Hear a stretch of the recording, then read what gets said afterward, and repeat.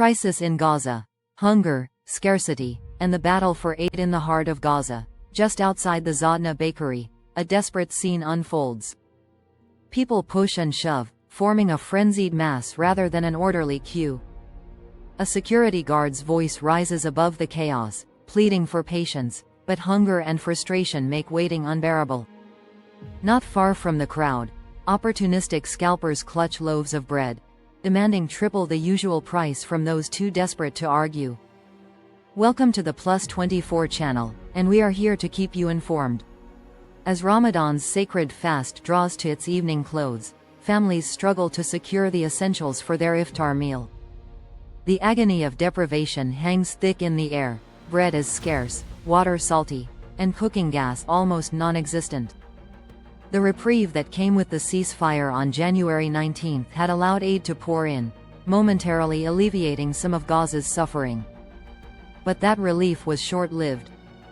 Since March 2, Israel has once again blocked the flow of aid, using it as leverage in ongoing negotiations with Hamas. The result?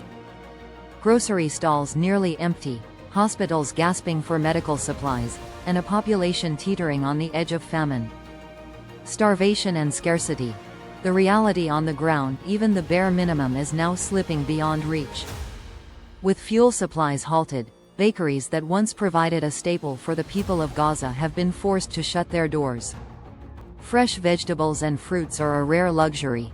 Onions and carrots have doubled in price, while zucchini has quadrupled. Lemons? They now cost nearly 10 times their original price.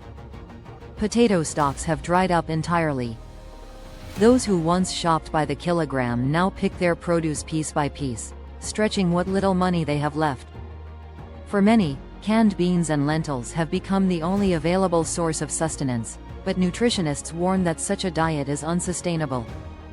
Children and pregnant women require fresh food to avoid malnutrition, and yet fresh food is nearly impossible to find.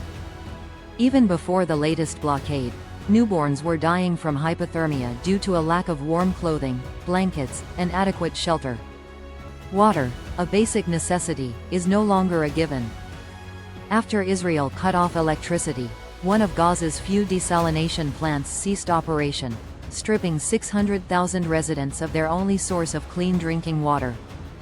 Now, brackish water is all that remains, a hazardous substitute that will wreak long-term health consequences on those forced to consume it. A battle over aid. The political gamble. Israel argues that Gaza has received 25,000 truckloads of aid in recent weeks, enough, it claims, to sustain the population. However, aid groups, the United Nations, and several Western governments strongly disagree, condemning Israel's use of humanitarian relief as a bargaining tool. According to these organizations, restricting access to necessities is not just unethical, it may violate international law. Hamas, in turn, has decried the blockade as cheap and unacceptable blackmail. Yet the suffering continues.